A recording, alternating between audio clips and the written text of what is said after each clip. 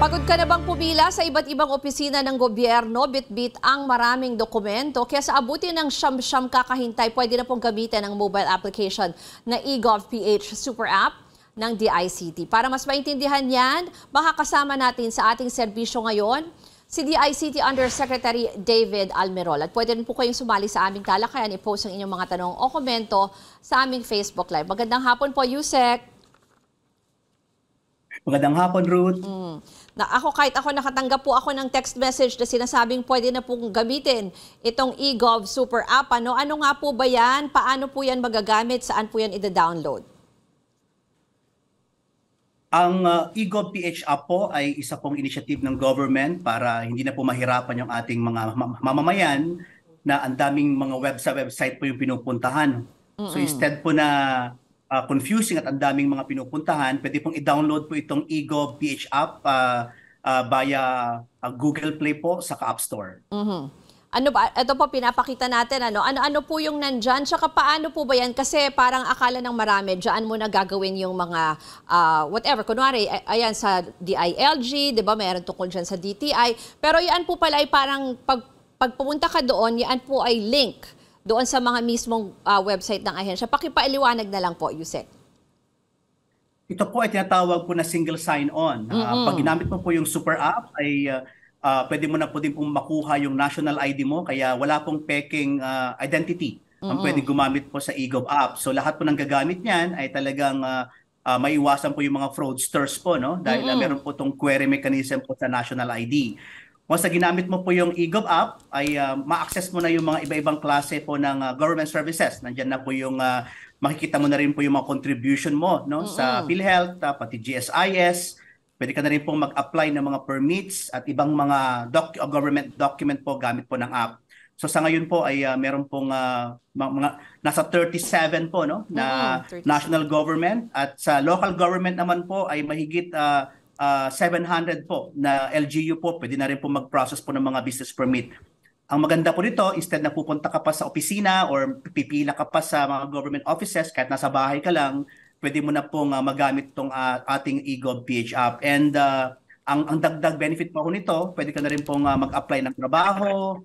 And limbawa po, pati po yung tourism, national government, mag-apply ng driver's license, passport, nandyan na po sa eGov app para po hindi na po nakakalito na napakaraming website ang pinopromote ng government. Kumbaga parang ano na lang po siya, yun nga, isang portal, no? Yung isang, sabi niyo, isang login, di ba? Kasi kumbaga through that, konektado na siya sa lahat, even sa local government units. Ang maganda po dito, Yusek, kasi hindi mo na kailangan ulit-ulitin, di ba? Pag ilalagay mo yung pangalan, yung date of birth, yung ganun po.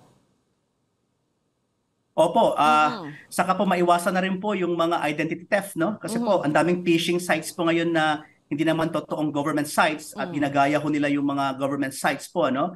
At dyan po yung reason kung bakit ito pong app na ito ay meron po siya tinatawag na KYC or eKYC para po talaga pong well-verified yung mga gumagamit lang po, no?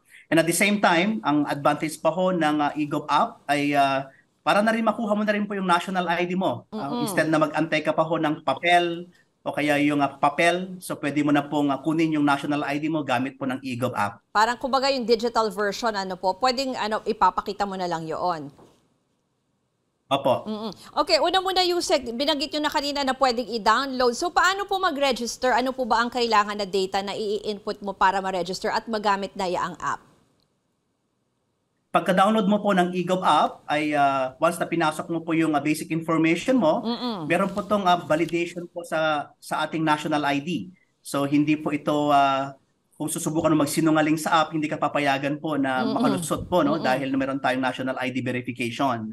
Once na na-download mo na po yan, makaka-receive ka po ng OTP para pwede mong ipasok po yon para sa two-factor authentication. At pangatlo, nagdagdag pa po kami ng dagdag security. So makaka-receive ka rin po ng email, OTP ulit. Para po tatlo po yung security niya. May password ka na nga, may OTP ka pa, may email, OTP ka po. Para po mas secured po yung ating sistema. Tapos po pag nagla-login ka, para po ba yung halimbawa sa bangko, yung pag may ginawa kang transaction, mabibigyan ka rin ng notification? Opo, meron na rin po siyang notification. In fact, pag ginamit mo po itong app na ito, like yung sinabi po ni Ruth kanina, na hindi mo na kinakailangan paulit-ulit pang mag-submit ng mga documents mo, yung pangalan mo, yung ID mo na naman ng paulit-ulit sa government agency. The moment na pumunta ka po sa isang agency at halimbawa po nag-click ka po ng isang transaction sa government, automatic na po 'yon na hindi ka na po mag-encode na naman ng paulit-ulit ng iyong information. Yusek, pag may mga fees po na kailangang bayaran, halimbawa, di ba, pag kukuha ka nung, for example, any transaction with the local government, diyan na rin po yun gagawin. Tsaka paano po yung mode of payment niyan? Pwede rin po yan i-link sa mga bank accounts, mga ganun po, or e-wallets?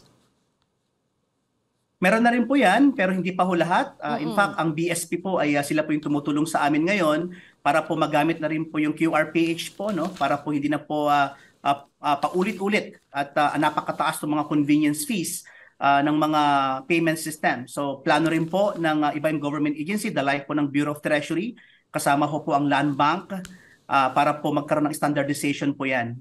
Which is plano po yan para magkaroon po ng mas maayos po na accounting system or collection system din po ang government.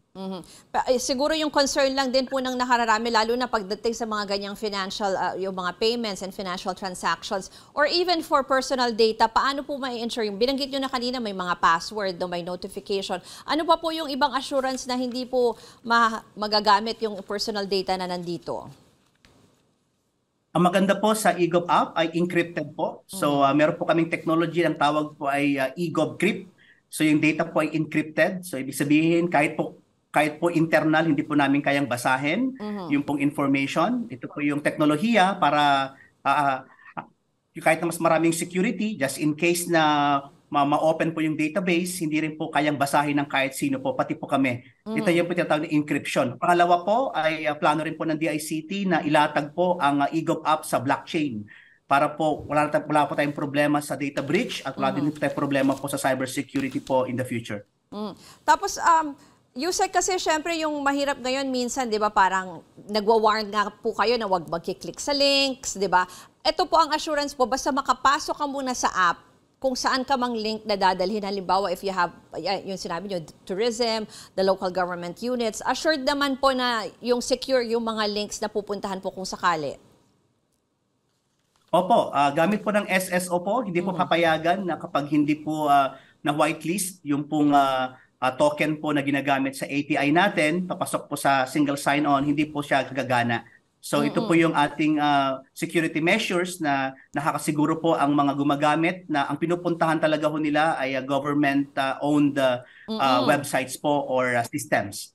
Okay. Yung mga hindi po masyado marunong or hindi masyado techy, halimbawa yung mga lolo't lola natin, pwede naman po madali naman po sila makagawa ng sarili nilang account dyan or magpatulong. Kumbaga, user-friendly naman po ba ito? Opo, napakadali po yung app, ginawa nating user-friendly para kahit po yung mga hindi siya masyado marunong pong techie, magagamit po yan. In fact po, pag ginamit niyo po, mararamdaman niyo po yung dali ng paggamit. At syempre po, yung mga talagang wala naman po talagang access po sa cellphone or wala pong internet, meron din po in partnership po with ARTA at DILG, meron din po kaming one-stop shop po na inaayos ngayon na pwede pong pumunta po dun sa lugar na yun at nandun po yung mga iba-ibang klase ng government services. So may physical one-stop shop po tayo, meron naman po tayong digital one-stop shop, ito po yung eGov.ph. Sige po. Yusek, pag-usapan natin pagpatuloy mamaya. Magbe-break lang tayo, kasama pa rin si DICT Yusek David Almirol sa pagbabalik ng Newsroom ngayon. Dito lang sa CNN Philippines. Balikan natin ang ating serbisyo ngayon at kasama natin si DICT Undersecretary David Almirol. Pinag-uusapan po natin itong super app, no? Kanina po binanggit nyo na rin, Yusek, 37 agencies, 700 LGUs na yung connected dito sa ating app. Pero pakibanggit na lang po ulit, ano-ano nga po ulit yung major services or major agencies na bahagi na po nito? Ang mga major agencies po dito sa ating eGov app po ay yung the like po ng GSIS, yung mga government employees. Pwede pong magamit ang app para makita niyo po yung inyong mga loans, yung contributions natin, at pati po yung mga pensions po sa GSIS. Pati rin po sa PhilHealth, makikita mo na rin po yung contributions mo dito, pati po yung mga contributions at premiums po sa PhilHealth, makikita mo na po dyan para po alam mo kung talagang binabayaran ka po ng iyong employer sa mga contributions mo. Nandiyan na rin po yung pwede ka na rin pong mag-apply ng trabaho. Pwede mong i-build po yung resume mo para magkakaroon na rin po ng employment empowerment po later on. Kasama po namin po dyan ang DOLE, CHED at iba pang mga government agency. Nandiyan na rin po yung ating e-travel para po hindi ka na po mag-fill up ng manual forms para po sa health declarations. Nandiyan na rin po yung wala na rin po yung papel sa airport na finifill upan po natin sa arrival card. Wala na po yun. Isang system na lang po para wala na rin po yung mga seaport form, airport form, tourism form. Wala na po yun. Isang system na lang po yun. Nandiyan na rin po yung bago po na ini-implement natin ngayon, although pa-implement pa lang po, yung partnership with DILG para pwede ka na rin po mag-report ng crime. Kapag nag-report ka ng crime, marireceive po ng mga pulisya po yan para po mag-responde po sila sa inyo. Pati po yung mga abuse, pwede ka rin mag-report po ng overpricing, mag-report ng yung child abuse, women abuse. Parang gobyerno po ay mabilis pong umaksyon po sa mga complaints po natin. Kasama po yung scam later on para po pwede nga rin mag-complain. Nandiyan na rin po yung link natin para po sa tourism kasi may mga system din po silang gustong i-link po sa atin. Pati po yung health. Sa health po, pati vaccination certificate mo, makikita mo na po dyan at makikita mo na rin po yung pinakamalapit na hospital. And other national government po, nandiyan na rin po sa ating eGov Super App. Yusek, yung binanggit nyo kanina kasi meron siyang e-report feature. Actually, tinry nga namin ng producer namin yan. Kasi sabi nyo nakita namin pwedeng mag-report ng crimes, ayan, mga scams. Pero parang hindi pa po siya gumagana. Ano po ba dyan ng part na gumagana pagdating dyan sa e-reports? Sa e-report po ay kasalukuyan po yung training. At meron po kami po schedule ng training po sa Philippine Commission for Women para sa women abuse. Pag nag-report ka po ng abuse dyan, marireceive po nila kasi sila po yung bahala po na mag-responde. Pag nag-report ka naman po ng child abuse.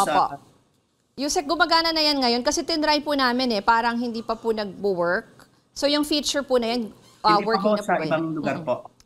Okay. Sige po. Pero since kasama na rin po namin kayo, batanong na rin namin kayo, Yusek, kasi di ba nagkaroon nga ng mga nabalitaan natin yung PhilHealth na data breach, possibly din sa PSA, no? Pero pag may ganyan po ba, paano, even outside the app, sa ngayon po, ano po yung paraan ng pagre-report ng mga ganyan? Kung sakaling mabiktim ka, halimbawa ng even online scams po. Yung mga ngayon, meron pa rin mga tech scam kasi, Yusek Opo, so meron po tayong CICC, dito po yung complaint center po natin sa DICT. Ito po yung Cyber Crime Investigation Center. The moment po na nag-report po kayo sa kanila, meron po silang hotline, doon po pwede pong mag-report, magre-responde po sila po doon. Okay. Pero minsan kasi, Yusek, yung iba parang turn off na lang kasi medyo mahaba yung proseso or yung iba kailangan pa ng mga police report. Halimbawa, yung di ba yung parang minsan may mga online scams na nag-deposit ka ng pera na hindi pala yun yung kausap mo.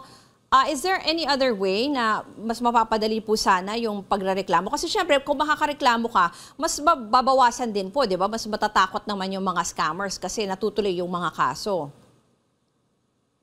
Opo, so one of the initiative po ng DICT, ito po yung i-report natin. Kung mapansin mo po sa Super App, pwede ka mag-report ng scam, pwede mo pong i-screenshot po yung number. At nakipag-usap na rin po kami sa NTC at sa mga telco.